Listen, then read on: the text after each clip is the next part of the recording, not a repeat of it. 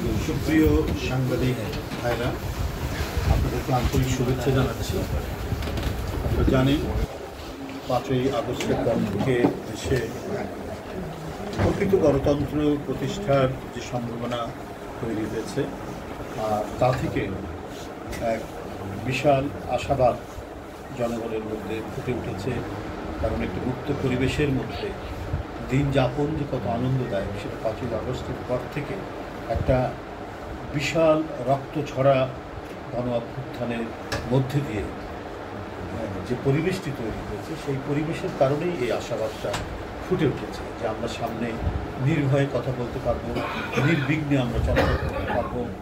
আমরা আমাদের ভোট যেটি দিতে যাব, সেই ভোটটির সঠিক প্রতিফলন হবে। কেউ আমাদের ভোট কেন্দ্র থেকে সন্ত্রাসী কায়দায় আমাদের ভোটকে ছিনিয়ে নিয়ে যাবে না। এই ধরনের একটি যে সভ্য সমাজ গড়ে উঠবার যে বিষয়গুলি, সেই উপাদানগুলি অত্যন্ত সুস্পষ্ট হয়ে উঠেছে। আমাদের বিশ্বাস বর্তমান যে অন্তর্বর্তীকালীন সরকার, সেই সরকার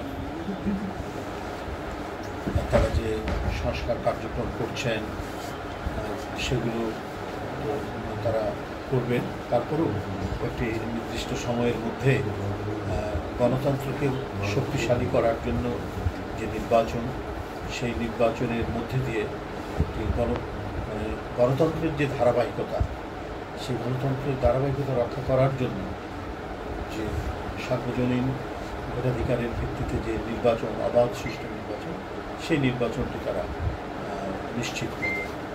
তবে এটাও মনে রাখতে হবে আমাদের সকলকে, বিশেষ করে অন্তর্বর্তীকালীন সরকারে যারা আছেন সবাইকে মনে রাখতে হবে যে প্রশাসনিক যে পরিবর্তনগুলি অত্যন্ত প্রয়োজন।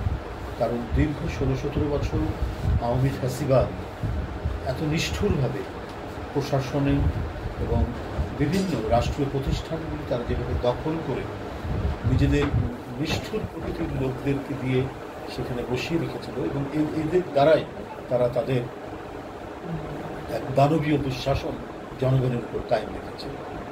তো সুতরাং অন্তর্বর্তী সরকারকে মনে রাখতে হবে রাষ্ট্রের বিভিন্ন প্রতিষ্ঠানে নিয়োগের ক্ষেত্রে যাতে কি বলে যে ফ্যাসিবাদের কোনো দোসররা বা ফ্যাসিবাদের মানে এ টিমের লোক বা বি টিমের লোক অথবা সি টিমের লোকরা যেন করতে না করতে পারে, সেটা তাদের খেয়াল রাখতে হবে। তারা নানা কায়দায় এখন বর্ণ বা রং চেঞ্জ করার তারা চেষ্টা করছে এবং তারা নিজেদেরকে নিরপেক্ষ বলার চেষ্টা করছে। কিন্তু আমরা জানি যে এখনও দুই একটি প্রতিষ্ঠানে যারা আসছেন তারা ফ্যাসিবাদী প্রশাসনে বিভিন্ন পদে ছিল। সুতরাং এই সমস্ত বিষধর সাপেরা তারা এখন হয়তো উই পোকার ভূমিকায় পালন করেছেন বা উই পোকার মতো তারা অবস্থান করছে, কিন্তু উই পোকা তো আপনারা জানেন যে সব কিছু ধ্বংস করে দিতে পারে। ছোটো ছোটো করে তারা কাটতে থাকবে, কাটতে কাটতে তারা একটা বড় বৃক্ষ বা সমস্ত কিছুই তারা খেয়ে ফেলতে পারে।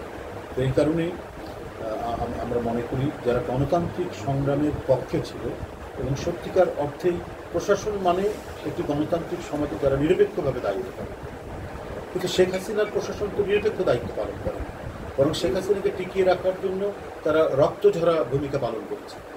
তো সুতরাং তারা যদি বিভিন্ন রং পরিবর্তন করে আবার যদি প্রশাসন বা বিভিন্ন প্রতিষ্ঠান বা রাষ্ট্রের বিভিন্ন প্রতিষ্ঠান, সে কি বলে যে নির্বাচন কমিশন হোক বা বিচার বিভাগ হোক অথবা জনপ্রশাসন হোক, পুলিশ হোক, বিভিন্ন ক্ষেত্রে তারা যদি অবস্থান গ্রহণ করে, তাহলে অন্তর্বর্তী সরকার যে স্পিরিট নিয়ে, ছাত্র জনতার রক্তঝরা আন্দোলনের যে স্পিরিট নিয়ে তারা এসেছেন এবং জনগণের কাছে তাদের যে কমিটমেন্ট এবং জনগণের যে জন আকাঙ্ক্ষা, সেটার সাথে তাদের যে সঙ্গতি রেখে তারা যে কাজগুলো করছেন বা করে যাবেন সামনে, সেটা হ্যাম্পার হবে, সেটা ক্ষতিগ্রস্ত হবে এবং সেক্ষেত্রে তাদেরকে সতর্ক দৃষ্টি রাখতে হবে, এতে কোনোভাবেই যে ফ্যাসিবাদের এ টিম বি টিম বা সি টিমের লোকরা কোনোভাবে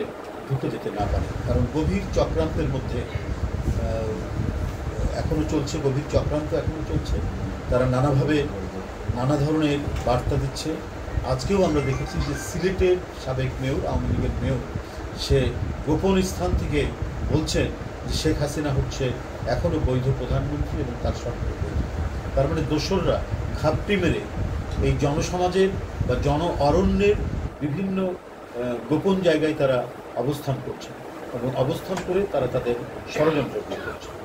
সুতরাং এই বিষয়গুলো যদি বিবেচনায় না আনলে পরে, আমি গতকালও বলেছি, আজকেও বলছি যে তারা নানাভাবেই নানা কু করার চেষ্টা করছে। অর্থাৎ সিভিল কু থেকে শুরু করে তারা বিভিন্ন প্রতিষ্ঠানে তাদের লোকজন ঢুকিয়ে নানা ধরনের অপকর্ম করার চেষ্টা করছে, প্রতি বিপ্লব করার চেষ্টা করছে। এইগুলোকে মানে এই মুহূর্তে এখনই প্রতিহত করতে হবে। এই কারণে সরকারকে আরও বেশি ডাইনামিক হতে হবে, আরও বেশি মানে দেশের সর্বত্র তাদেরকে সতর্ক দৃষ্টি রাখতে হবে, যাতে এরা কোনোভাবেই তাদের পুনরুত্থান ঘটাতে না পারে। পাশাপাশি আমি আপনাদের সামনে এটাও বলি, আপনারা জানেন যে দেশের পূর্বাঞ্চলে এক প্রলয়ঙ্করী বন্যা সংঘটিত হয়েছে। বহু লোক আপনার গৃহহীন হয়েছে, অসংখ্য লোক, লক্ষ লক্ষ লোক পানিবন্দী, এবং প্রায় 60 লক্ষ মানুষের মতো মানুষ এই বন্যায় ক্ষতিগ্রস্ত হয়েছে। এর জন্য এদেশের মানুষ যে অঞ্চলে বন্যা হয়নি তারা এবং এক্ষেত্রেও ছাত্র জনতা তারা দুর্দান্ত, আমি বলবো এক কথায় যে দুর্দান্ত ভূমিকা পালন করছেন দুর্গত মানুষকে সাহায্য। বাংলাদেশ জাতীয়তাবাদী দল বাংলাদেশের বৃহত্তম একটি রাজনৈতিক দল। তারা বন্যার ঢল আঘাত করার সাথে সাথে এ বিষয়ে পদক্ষেপ গ্রহণ করেছেন।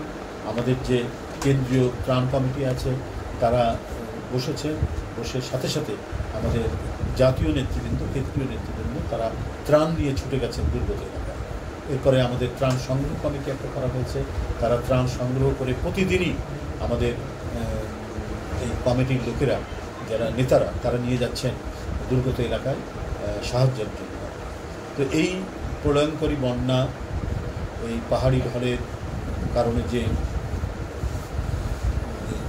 পরিস্থিতি তৈরি হয়েছে আমাদের পূর্বাঞ্চলে, তো তাদের কথা চিন্তা করে, এবং এখানে হতাহত হয়েছেন, অনেক মানুষ মারা গেছেন, এবং আমি তো বললাম যে প্রায় 60 লক্ষের মতো মানুষ ক্ষতিগ্রস্ত হয়েছেন, তাদের কথা বিবেচনা করে। এবং সম্প্রতি আন্দোলনে এই কোমলমতি শিশুরা, কিশোর তরুণরা যারা নিহত হয়েছেন, এবং সাধারণ জনগণের মধ্যে যারা নিহত হয়েছেন এই আন্দোলনে গণতন্ত্র ফিরিয়ে আনার জন্য, সেখানে রিক্সা শ্রমিক থেকে শুরু করে সাধারণ মানুষ